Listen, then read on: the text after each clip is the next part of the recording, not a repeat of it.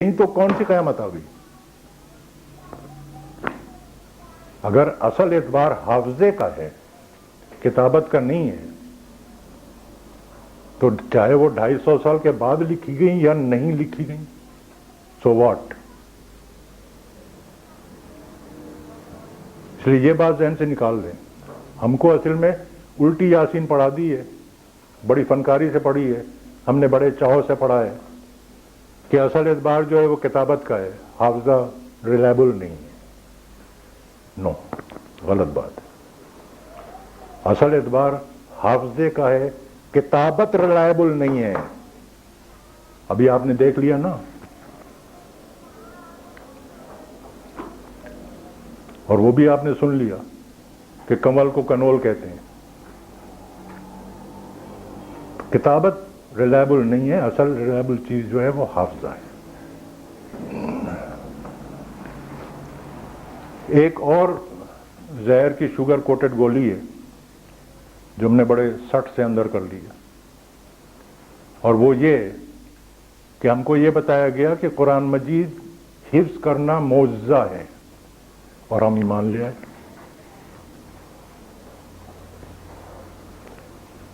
بالکل غلط بات ہے، کوئی معجزہ نہیں.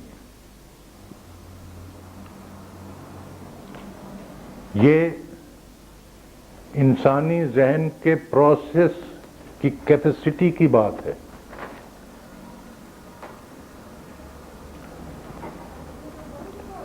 اور انسانی ذہن کا جو پروسیس ہے حفظ کرنے کے متعلق، اس کی سائنٹیفک ایکسپلینیشن ہو چکی ہے.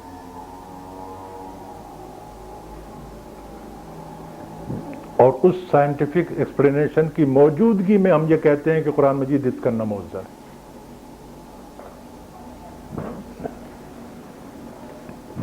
اس سائنٹیفک ایکسپلینیشن میں ہم نہیں جاتے. لیکن ایک بات نوٹ کر لیں کہ وہ جو مینٹل پروسیس ہے حفظ کرنے کا، اس کی تھیوری صحابہ کرام نہیں جانتے تھے، لیکن پریکٹیکل وہ ہم سے اچھا کرتے تھے.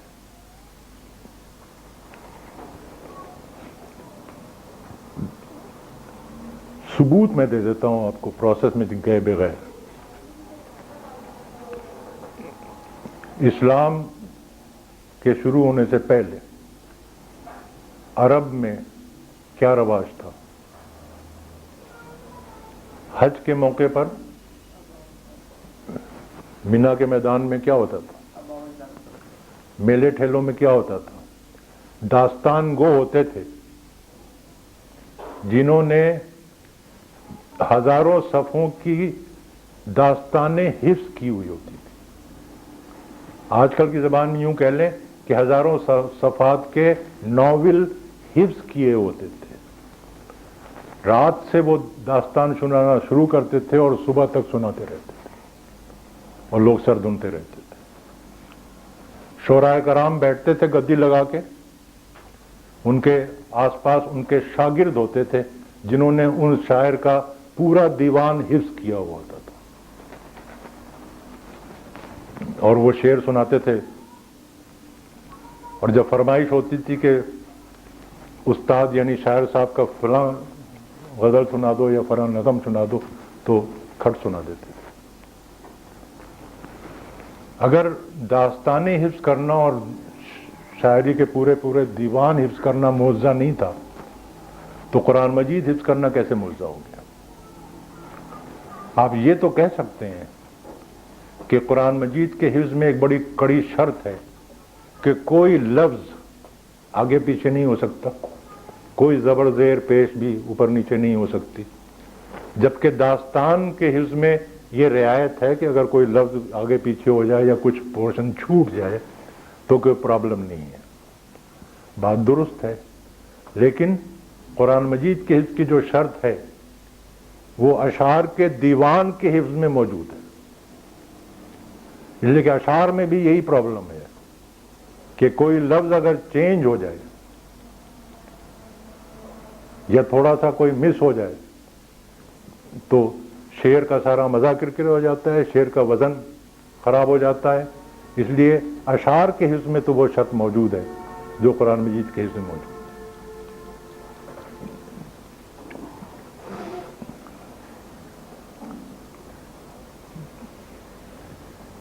ہمیں قرآن مجید حفظ کرنا معجزہ کیوں لگتا ہے؟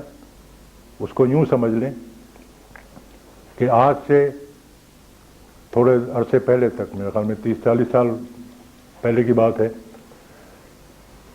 کہ چھوٹے چھوٹے بچے، تیسری چوتھی جماعت کے بچے، ان کو 19 تک کا پہاڑا پورا ازبر یاد ہوتا تھا.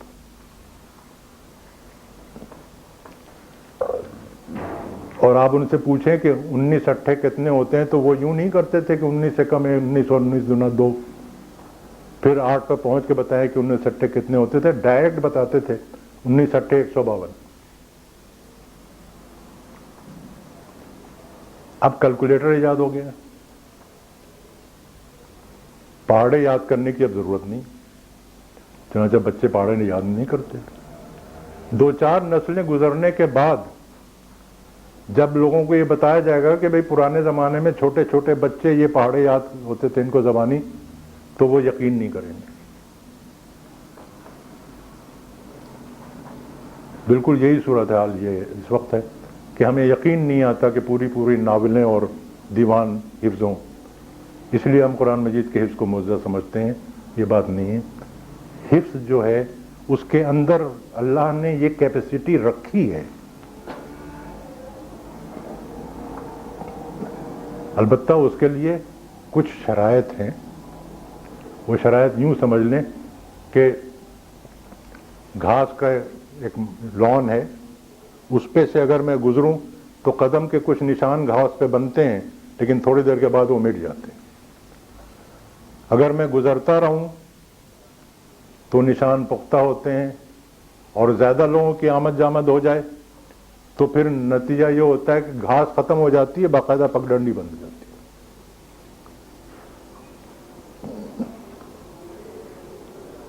اور باقاعدہ پگڈنڈی بننے کے بعد وہ گھاس کے خطے کا مالک کہیں کینیڈا گیا ہوا تھا، وہ واپس آ گیا. اس نے کہا کہ لوگوں نے راستہ بنا لیا ہے، میری گھاس خراب ہو رہی ہے. اس نے بند کر دیا، آنا جانا بند ہو گیا تو پگڈنڈی ختم ہو جائے گی، پھر گھاس ہو گئی. ایگزیکٹلی یہی کیفیت انسانی حافظے کی ہے. تو اس لیے حافظہ نہ تو معجزہ ہے، نہ یہ انریلائبل ہے، یہ انسانی کیپیسٹی کی بات ہے، اور یہی ریلائبل ہے. حافظے کو آپ کنڈم کرنا چھوڑ دیں. جب تک آپ حافظے کو کنڈم کرنا نہیں چھوڑیں گے، حدیث کا مسئلہ حل نہیں ہوگا. سیدھی بات ہے.